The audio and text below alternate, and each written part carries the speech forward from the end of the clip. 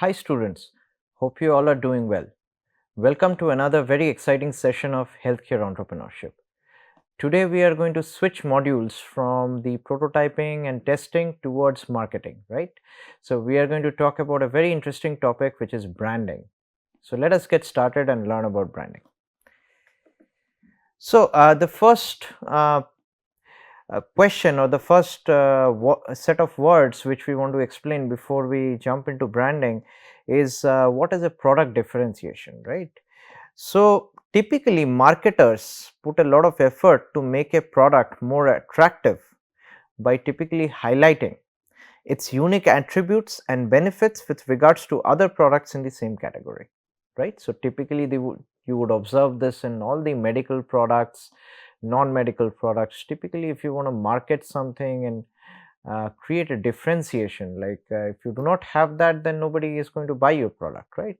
So as an entrepreneur, it's very important that we are able to differentiate our products from others and showcase some of the unique features which we can highlight, right? So if this is done well, this can create a significant competitive advantage for the marketer.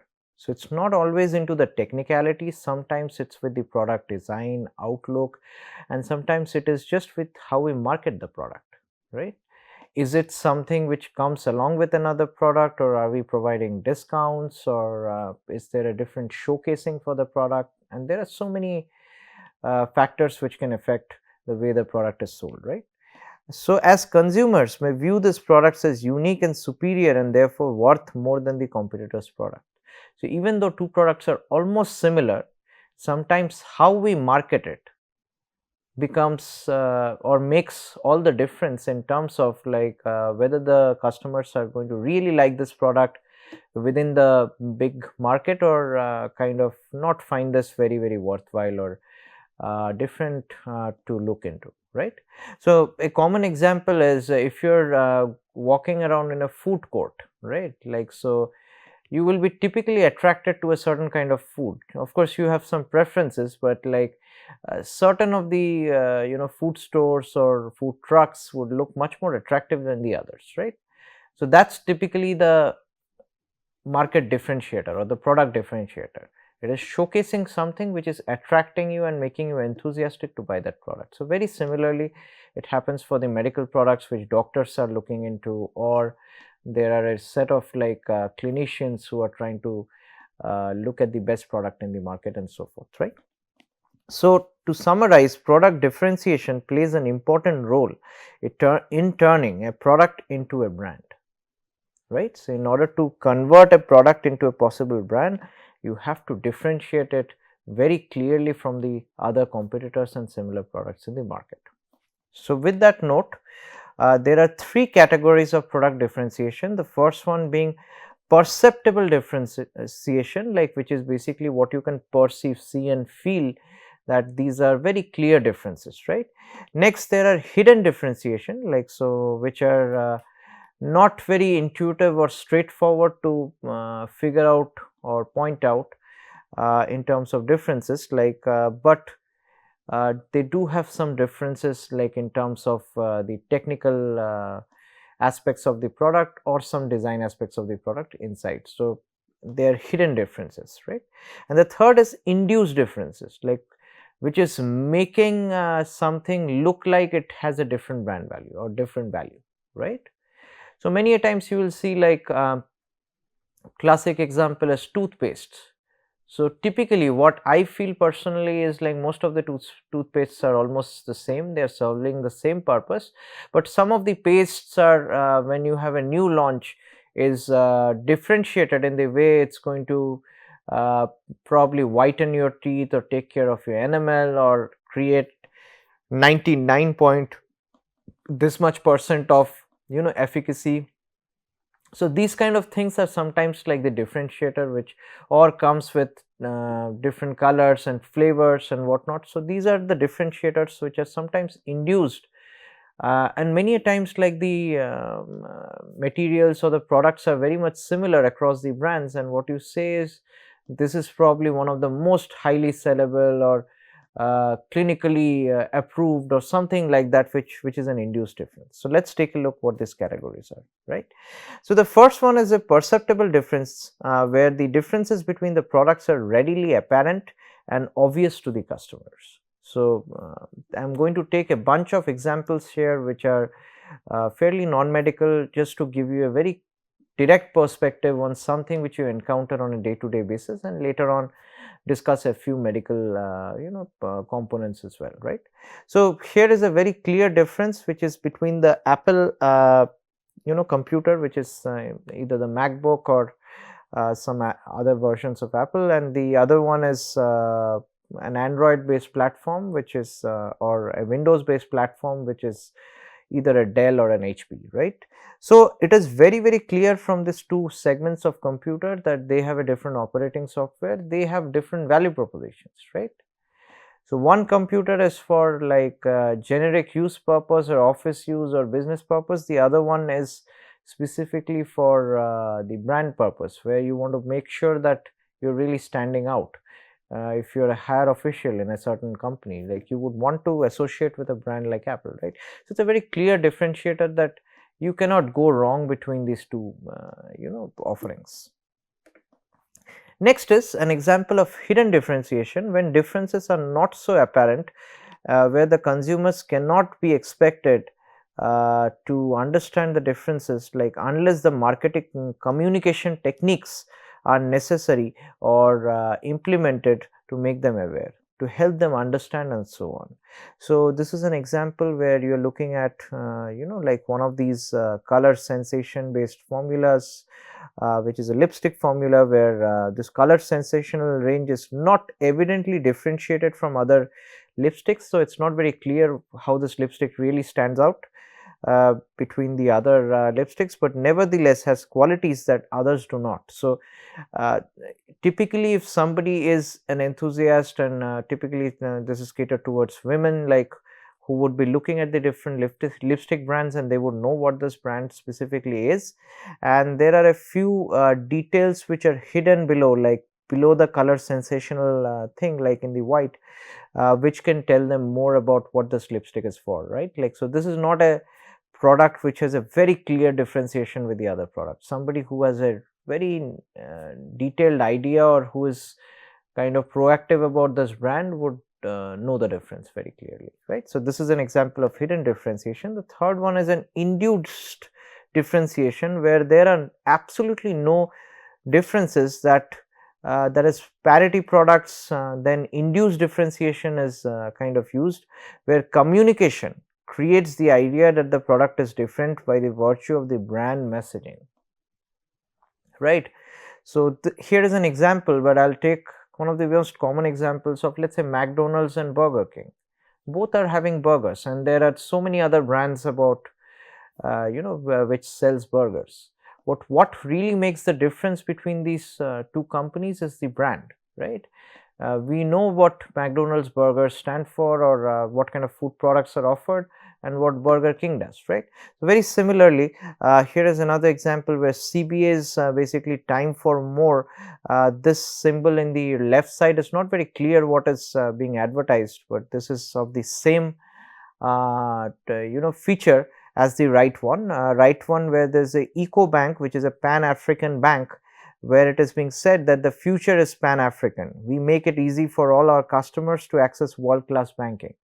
So through this big words and highlighting of the words, it's being clarified that this is what the Eco Bank stands for, right? And CBA on the left side is doing the same thing, but it is not having a very clear message on what is the offering and how is it different, right?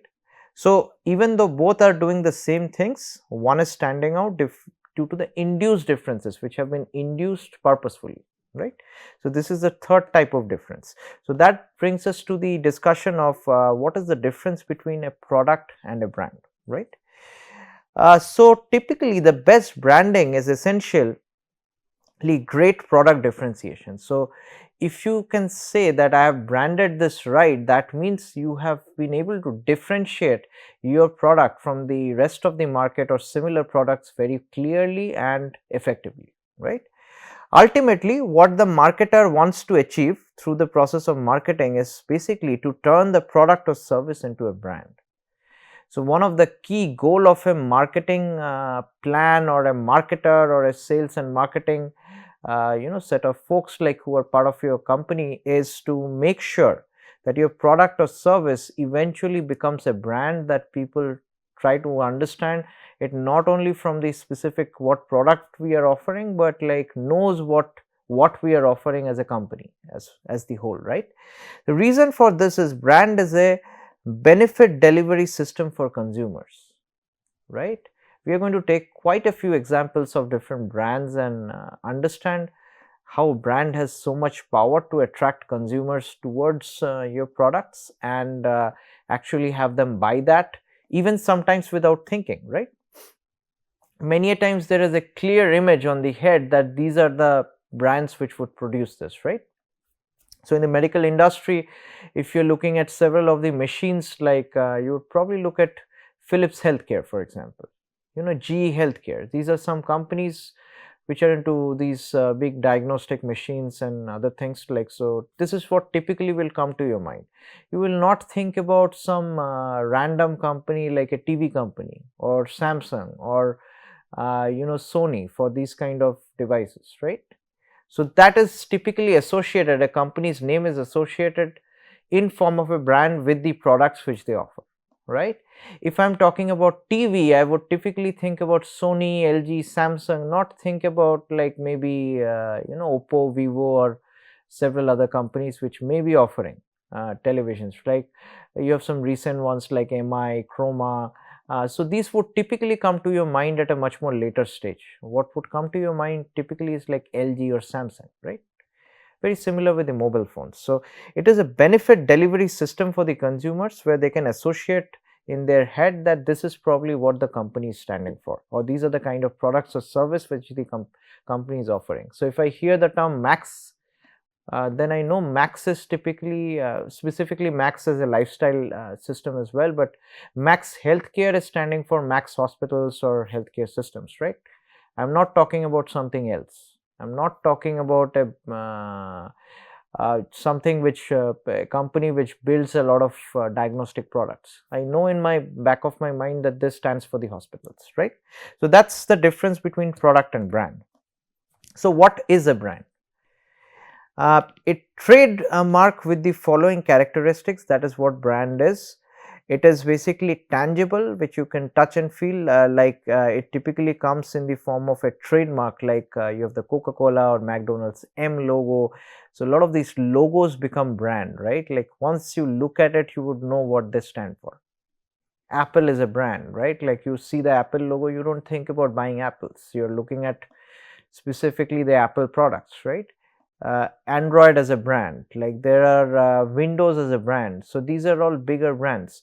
In the medical devices, like you would see maybe one upcoming brand is like Morepen Labs, which is the Dr. Morepen, as one of the main sellers for the diagnostic devices, right? If you're looking at like cough syrups, like you will have certain brands like Benadryl, which comes out of a certain company, right? So, typically it is a trademark or a simple symbol which is tangible, which is usually placed on the product, packaging, price, name and design. These are all associated terms with that, right? And it could be intangible as well, like this is something to do with the personality and the image. So, trademark which is having both tangible outcomes as well as intangible outcomes on your brain, right, affects your purchase decisions. So, if I am going to get nice crispy chicken, I am going to probably go to KFC, right? If I want certain medical devices, I would probably go for a certain company which is very popular with the medical devices in my domain. If I go for certain stents or meshes, I would probably go for Johnson, right? There are so many specific companies which associate themselves like with certain products which they sell. So, they have both tangible, intangible outcomes as well as they affect the purchase decision. So, many a times, like if you look at insoles, for example, we had been talking about my product OneSoles for such a long time, but what would come to your mind if you talk about insoles? Dr. Scholl's, right? So that's typically what we think about, like when we know that's the brand in our head, like Dr. Scholl's is the one which produces all sorts of insoles, right?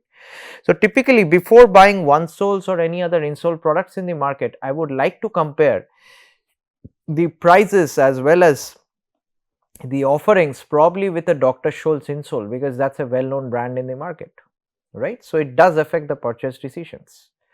It differentiates goods and services, right, very clearly, represents own able relationship between supplier and consumer. So Dr. Scholl's, we typically know what these insoles are, how they are marketed. They're typically in a footwear store, or you could get them off Big Bazaar or some of the supermarkets, right? So that's where you typically have Dr. Scholl's. But if I am selling a new insole brand like OneSole, or there are similar brands like Shape Crunch, initially I would be a little skeptical that how are these brands actually selling it, what are their product offerings, because these are newer companies, right? But typically what comes to our mind is Dr. Scholl's. We are very clear what the offerings are.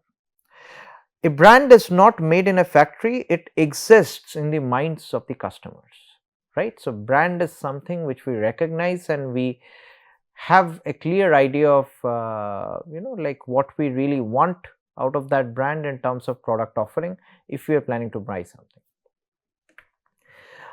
Further with the brand, so this is written by Stephen King. So a product is something that is made in a factory, a brand is something that is brought by a customer, a product can be copied by a competitor, a brand is unique, right? So this is a very important term here. So product can be very easily copied. If you can look in the food industry, almost every you have so many food outlets with the companies like KFC, McDonald's, Pizza Hut, Domino's, and a lot of them are selling the same kinds of food, right? Like and you have so many like Swarna Bhavan and like several other food brands which are selling similar kind of foods, but the brand is very, very unique. You know what KFC stands for? Very similar to the medical devices, like Omron kind of diagnostic devices are one of the state of the art in the industry, right?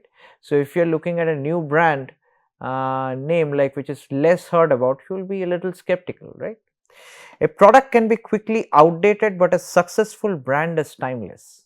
One classic example is McDonald's. Like, think about 20 years back, it still existed.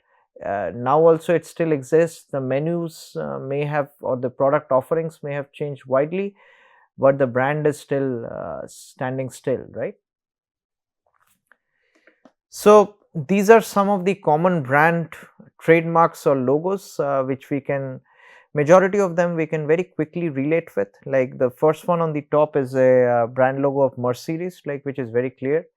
Nike is very clear, Johnson and Johnson is very clear, Bata is very clear, Coca-Cola, several other brand names like Nivea, P&G, Pampers. Pampers is not for medical devices. We know these are for diapers, for the infants specifically. Philips, we know Philips stands for lighting or healthcare. Unilever, right? Cadbury stands for chocolates, right? So all these trademarks are specifically what is drawing that brand value. It is not because how they are designed, but it is something which has been recognized by the customers over time, and they have eventually become brands. So whenever we go to buy a chappal or a shoe, we know we have to go to Bata or Hush Puppies. Like, there are several other brands which are more popular. These are Hush Puppies is also a subsidiary of this one, but like, you have to go to Bata or Woodland, or these are this particular companies you have to go to. So these are some of the examples of brands. Next is we want to understand what is the difference between brand and branding.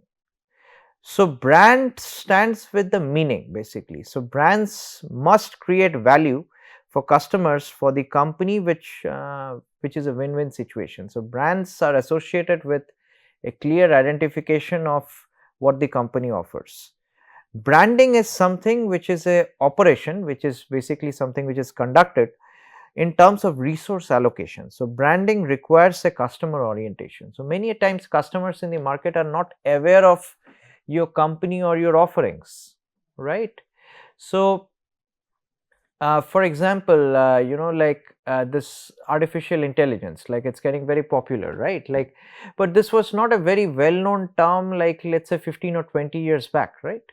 So one was, there was a market awareness which was created, and then there are so many technologies like blockchain technologies which have created a lot of awareness. Many of us do not understand what these technologies are, but still now we have come to recognize a few companies which are leaders in these technologies, and we know these companies can possibly solve problems like this, right? So brand requires a customer orientation where you make the customers aware and oriented towards understanding what your offerings are, right, and doing what delivers value to the customers. So you have to, at the end of the day, some deliver some value to the customer which is tangible, right? So there is a, very classic, this is also very widely known, brand equity pyramid in the area of marketing, where basically there are several stages of this branding which finally leads to the brand recognition or brand understanding. So basically what happens is, there are these are the different stages of the pyramid, and it starts from there at the bottom, where it is known as presence, like where you understand about the particular company or the product offering for the first time. uh, from there it goes to relevance, to performance, to advantage, and finally to bonding with that particular company or product, right? As you go from the bottom of the pyramid to the top of the pyramid, it changes from low share of the wallet to high share of the wallet. What typically that means is, during the present state you will have a very few customers actually buy the product. During the bonding stage, you are in an automatic mode where a lot of customers are already drawn to your company or product, and they are buying it without you having to do that extra marketing step, right? So do you need to do marketing for McDonald's to tell our burgers are really good? You do not, right? Do you need to do marketing for KFC? Do you need to do marketing for like Omron for blood pressure monitors? No, you do not. Customers already know these are the best brands in the market. They'll automatically come. For if we have any kind of fever kind of tendency, feverish tendency, what would we take? We would take a Dolo, right? Dolo or Combiflam. Would we start taking antibiotics or cough syrups? No, it is very clear that what medicines are valuable for what kind of diseases or conditions, medical conditions, right? So if you have some kind of a like foot pain condition, you would have an insole, right? So these kind of things are very, very clear. So from the presence to the bonding for any particular company or product is very important. Initially during the present state, it's a low share of the wallet which turns into a high product purchase. So while this steps are followed, the 5 levels basically indicate the hurdles consumers have to get over before they move up the pyramid and are finally bonded with a brand. So these are the 5 steps or hurdle every customer faces to completely trust the quality, completely understand about the product, or repeatedly buy that product before they get associated with a particular brand, that this is what I am going to buy. One very classic example is the toothpaste Sensodyne, right? We see so many ads, we ignore it, right? Like but what has happened over the time is, if you look at 20 years back in the day, like you were basically looking at Colgate or like a few toothpaste brands specifically, uh, majorly Colgate. So you are looking at the whitening of the teeth, or some gels, or Close Up was another brand. So these are the key toothpaste brands you're looking at, and majority of the teeth issues are solved by them, right? And then comes Sensodyne, which is specifically for sensitive teeth. I personally don't understand what sensitive teeth means, right?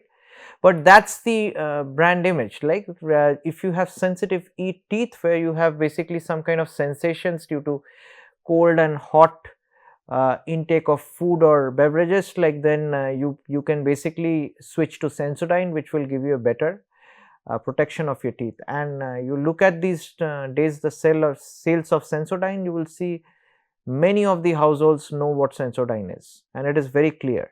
So Sensodyne has basically come from that stage of presence to the bonding. Now people know that whenever they have some teeth issue, be it enamel issue, be it some sensitivity issues, they would want to get Sensodyne rather than Colgate, right.